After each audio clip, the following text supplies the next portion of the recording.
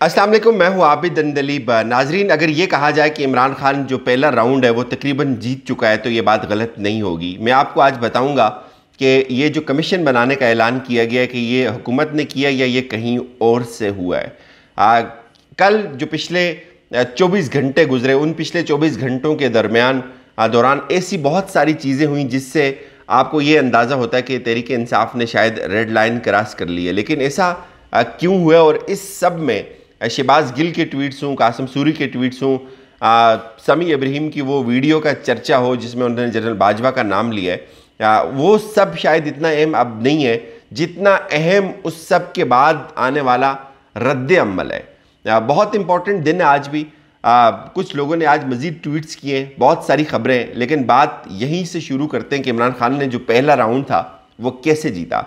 शायद इससे एक दिन पहले तक आप यही सोचते थे कि इमरान खान सिर्फ एहतजाज कर रहे हैं, हुकूमत के आसाब बहुत आपको मजबूत नज़र आते हैं। लेकिन आप याद रखें कि वही हुकूमत जो इस साजिशी मरासले को एक थ्योरी या एक मिथ करार देती थी या एक फेक चीज़ करार देती थी, वही हुकूमत जो कहती थी कि ख़त जाली है, ये यहाँ बैठ के बनवाया गया है, वही हुकूमत जो इस ख़त के बाद जो उसने नेशनल सिक्योरिटी कमेटी की मीटिंग बुलाई, उसके बाद उसमें इन्होंने असद मजीद को बहुत ज़्यादा ग्रिल किया, उसका ये एक नया एलामिया जारी करवाना चाहते थे जो कि मुमकिन नहीं था, इनको मुंह की खाना पड़ी थी, तो ये उसमें नाकाम हुए थे।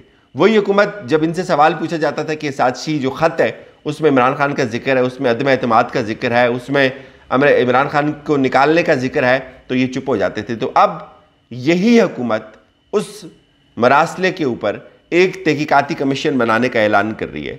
तो आप क्या सोचते हैं कि ये इमरान खान के प्रेशर के बगैर हो गया? पहली बात, इमरान खान का प्रेशर काम कर रहा है, ये हुकूमत को पता चल गया कि ये जो ख़त है ये उनके गले की हड्डी बन गया हुआ है, अब इससे खलासी मुमकिन नहीं है, इससे हम जान नहीं छुड़ा सकते, बेहतर यही रहेगा कि इसके ऊपर एक कमीशन बनाया जाए। अब यहाँ सवाल ये पैदा होता है कि क्या ये कमीशन हुकूमत ने बनवाया? तो नहीं, ये कमीशन हुकूमत ने नहीं बनवाया, हुकूमत इसकी बेनिफिशरी है। हुकूमत को पता है कि वो कैसे वजूद में आई है, हुकूमत ये कमीशन अफोर्ड कर ही नहीं सकती। हुकूमत अगर जेन्युइन होती, अगर वो जिस तरह वो पहले दिन से कह रहे थे कि ये ख़त जाली है, तो वो जब आए थे वो उसी दिन ऐलान करते कि इसका दूध और दूध का दूध, पानी का पानी हम करते हैं। लेकिन वो नहीं किया, उनको पता था, उनको पता था इसके नतायज क्या होंगे। उनको इस पूरे ये जो एक रिजीम चेंज ऑपरेशन हुआ हुआ इसके तमाम किरदारों का हुकूमत को पता था, तो इसलिए वो ये नहीं कर सकते थे। अब बहुत ज़्यादा उंगलियां इदारों के ऊपर उठ रही थी। हमारी इतलात ये है कि ये कमीशन कहीं और से बनवाने की डायरेक्शन आई है कि इस कमीशन को बनाया जाए, तमाम चीज़ें, तमाम हक़ाइक़ को क्लियर किया जाए। लेकिन अब इमरान खान ने उसके ऊपर बहुत ज़्यादा सवालात उठा दिए कि हम ऐसे कमीशन को नहीं मानते। अब तहरीक इंसाफ एक अगले मरहले में चली गई है। शायद इससे पहले परसों तक आप चीज़ें देखते हैं, जो गुजरे हुए 2 दिन हैं या ईद से पहले तक चीज़ें बहुत डिफरेंट थी, आपको बहुत डिफरेंट एंगल से चीज़ें नज़र आती थी। एक चीज़ तो ये थी कि हमें भी ये बताया जा रहा था कि इमरान खान को एक पेज पे लाने की कोशिश की जा रही है, बहुत सारी चीज़ें मैनेज करने की कोशिश की जा रही है, बीच में कुछ लोग पड़े हुए हैं, शर्तें मान ली गई हैं। ठीक है, यहाँ तक बात होती है और अब भी हो रही होगी, राब्ते हो रहे होंगे, बिल्कुल इसमें कोई शक नहीं है, राब्ते रुकते नहीं है। और इमरान खान वो सियासतदान है जो दरवाज़ा कभी भी पूरा बंद नहीं करते। लेकिन अब कुछ झलकियाँ आई हैं पिछले खास तौर पे 24 घंटों के अंदर।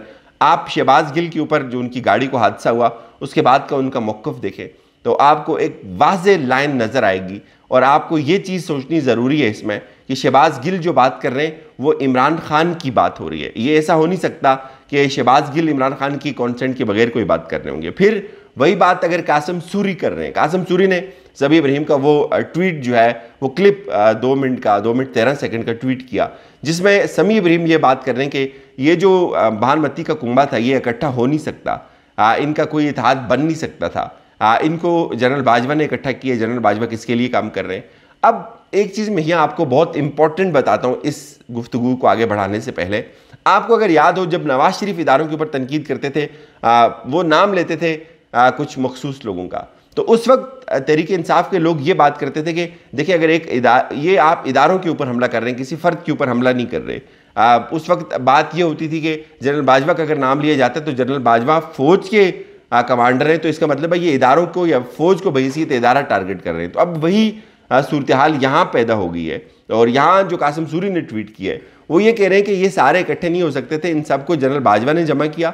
इमरान खान को निकालने में किसने किरदार अदा किया? सहाफ़ी और एंकर समी इब्राहिम की तेल का खेज वीडियो, जनरल बाजवा से जवाब मांग लिया। मोहतरम डीजी ऑफिशियल डीजी ISPR ये क्या कह रहे हैं, उन्होंने उनको टेक किया। फिर उन्होंने दूसरा उससे पहले जो ट्वीट किया, मैं पाकिस्तान के शहरी, पाकिस्तान का मालिक हूँ, ये ज़मीन ये लोग मेरे हैं, इसके हुक्मरान मेरे मुकर्रर करदा और मुझे जवाब दे हैं, क्योंकि ये मेरे दिए हुए टैक्सेस पे तनख्वाहें वो मरात लेते हैं और दुनिया से मेरे नाम पर इमदाद लेते हैं। ये बहुत मानी खेज गुफ्तगू है। और उसके बाद जो सूरत हाल बदल गई, वो कैसे बदली वो भी मैं आपको बता देता हूँ। अब शेख रशीद ने कुछ ट्वीट्स किए हैं। शेख रशीद ये कहते हैं कि उम्मीद है आज इमरान खान मियाँ वाली जलसे में लॉन्ग मार्च की तारीख का ऐलान करेंगे, फिर लग पता जाएगा सियासत आर होगी या पार होगी।